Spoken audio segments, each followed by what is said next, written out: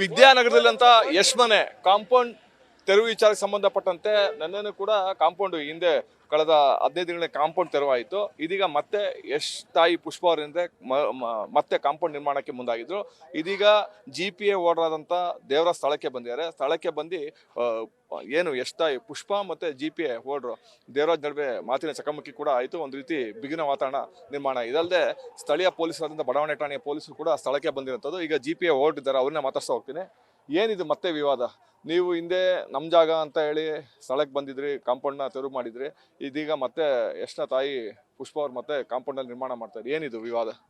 Sir, ನ್ಯಾಯಾಲಯದಲ್ಲಿ property ನಮ್ಮದು ಅಂತ ಆದಮೇಲೆ ವಿಚಾರ ನಿಮಗೆ ಮೊದಲೇ ನಾನು ಹೇಳಿದ್ದೀನಿ. ಮೊದಲೆಲ್ಲ ಮೀಡಿಯಾಕ್ಕೆ ಮತ್ತು ಪ್ರಶ್ನವ್ರಿಗೆ ಎಲ್ಲರಿಗೂ ವಿಷಯ ತಿಳಿಸಿದ್ದೀನಿ. ಇಷ್ಟಿದ್ರೂ ಕೂಡ ಅವ್ರ ಮೇಲೆ ನಿರ್ಬಂಧಕಾಜ್ಞೆ ಇದೆ, ನಟರಾಜು ಮತ್ತು ಪುಷ್ಪ ಅವ್ರ ಮೇಲೆ, ನಮ್ಮ ಪ್ರಾಪರ್ಟಿ ಮೇಲೆ ಬರಬಾರ್ದು ಅಂತ. ಇವರು ಕೋರ್ಟಿಗೂ ಉಲ್ಲಂಘನೆ ಮಾಡಿದ್ರು, ಕೋರ್ಟಿಗೂ ಬರಲಿಲ್ಲ. ಮತ್ತು ಈಗ ಇವರು ನೋಟಿಸ್ ನನ್ನ ಮೇಲೆ ಕೋರ್ಟಿಗೆ ಹೋಗಿದ್ರು. ನೆನ್ನೆ ಕೋರ್ಟ್ ಇತ್ತು, ಕೋರ್ಟಿಗೆ ಅವ್ರ ವಕೀಲರು ಬಂದಿಲ್ಲ, ಇವರು ಬಂದಿಲ್ಲ, ಇವರು ಬರಲಿಲ್ಲ.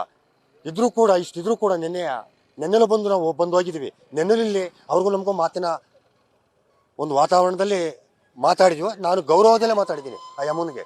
ಆ ಯಮ್ಮ ಏಕವಚನದಲ್ಲಿ ನನ್ನ ಮೇಲೆ ಮಾತಾಡಿದ್ದು. ನಾವೇ ಗೌರವದಲ್ಲಿ ಮಾತಾಡೋಕೆ ಹೋಗಲ್ಲ, ನಾವು ಏಕವಚನ ಉಪಯೋಗಿಸ್ಬೇಕಾಗುತ್ತೆ. ಇವತ್ತು ಇಷ್ಟಿದ್ರೂ ಕೂಡ ಬಂದು ಅತಿಕ್ರಮಣೆ ಪ್ರವೇಶ ಮಾಡಿ ಬೇಲಿ ಹಾಕಕ್ಕೆ ಗುಂಡಿ ತೆಗೆಸ್ತಾ ಇದ್ದಾರೆ. ಅದಕ್ಕೆ ನಾವು ನಿಲ್ಲಿಸ್ತು. ಅವ್ರು ಹಾಕಿದ್ರು ನಾವು ಕಿತ್ತಾಕ್ತೀವಿ, ನಮಗೆ ರಕ್ಷಣೆ ಬೇಕು.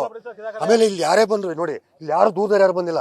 ನನ್ನ ಅಕ್ಕನ ಮಗ, ನಮ್ಮ ಚಿಕ್ಕಮ್ಮನ ಮಗ, ಮತ್ತೆ ಅಲ್ಲಿ ನನ್ನ ತಮ್ಮ, ಬರೀ ನಾವು ಸಂಬಂಧಿಕರು. ಈಗ 5 ಗುಂಟೆ ಜಾಗ ಅಂತ ಏನು ನ್ಯಾಯಾಲಯ ಸೂಚನೆ ಕೊಟ್ಟೆ, ಈ 5 ಗುಂಟೆ ಜಾಗ ಇದ್ರೊಳಗೆ ಬರುತ್ತಾ ಏನು? ಇದೇ ಜಾಗ 5 ಗುಂಟೆ ನಮ್ದು 5 ಗುಂಟೆ ಪೂರ್ವ ಪಶ್ಚಿಮ 100 ಅಡಿ, ಉತ್ತರ ದಕ್ಷಿಣ 56 ಅಡಿ. ಇದು ನಮ್ಮ ಜಾಗ. ಇದರಲ್ಲಿ ಇವರು ಅರ್ಧ ಮಾಡ್ಕೊಂಡವ್ರೆ, ನಟರಾಜ್ ಅರ್ಧ ಮಾಡ್ಕೊಂಡಿದ್ದಾನೆ.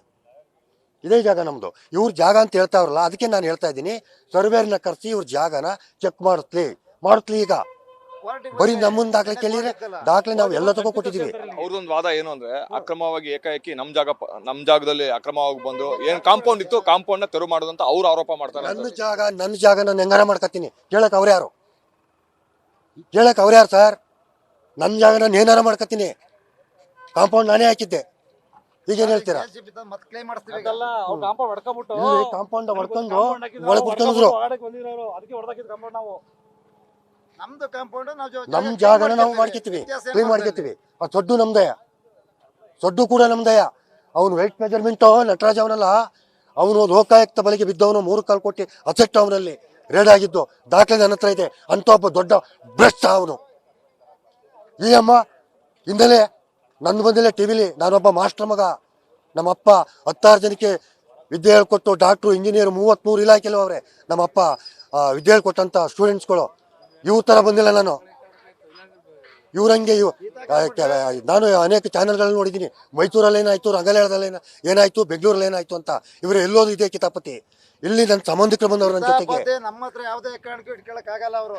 ಆಯ್ತಾ? ಅವ್ರು ಏನಾಗಿರ್ಬೋದು, ನಾವು ಕಾನೂನು ರೀತಿ ಹೋಗ್ತೀವಿ, ಬಿಡಲ್ಲ. ಇಲ್ಲೇ ಧರಣಿ ಕೂರ್ತೀವಿ, ಇಲ್ಲೇ ಕೂತ್ಕೋತೀವಿ. ಎಬ್ರುತ್ಲೆ ಅವ್ರು ತಾಕತ್ತಿದ್ರೆ ನನ್ನ ಮೆಚ್ಚಿಗೆ ನನ್ಗೂ ಎಬ್ರುತ್ಲಿ ನೋಡೋಣ. ಮರ್ಯಾದೆ ಕೊಡ್ತೀವಿ, ಕೊಡಲ್ಲ. ಕೊಡಲ್ಲ. ಅವನಿಗೆ ಹೇಳಿದ್ದ ಅವ್ನು ನಿಂತವನು ಬಂದಲ್ಲಿ ಆ ಮಗನ ಮರ್ಯಾದೆ ಯಮನೆ ತೆಗಿತಿರೋದು. ನ್ಯಾಯಾಲಯ ಆದೇಶ ಪ್ರಕಾರ ನಮ್ದು ಏನ್ ಜಾಗ ಇತ್ತು ಆ ಜಾಗನ ನಾವು ತೆರವುಗೊಳಿಸಿದ್ವಿ. ಮತ್ತೆ ಇದೀಗ ಯಶ್ನ ತಾಯಿ ಕಾಂಪೌಂಡ್ ನಿರ್ಮಾಣಕ್ಕೆ ಮುಂದಾಗಿದ್ದಾರೆ.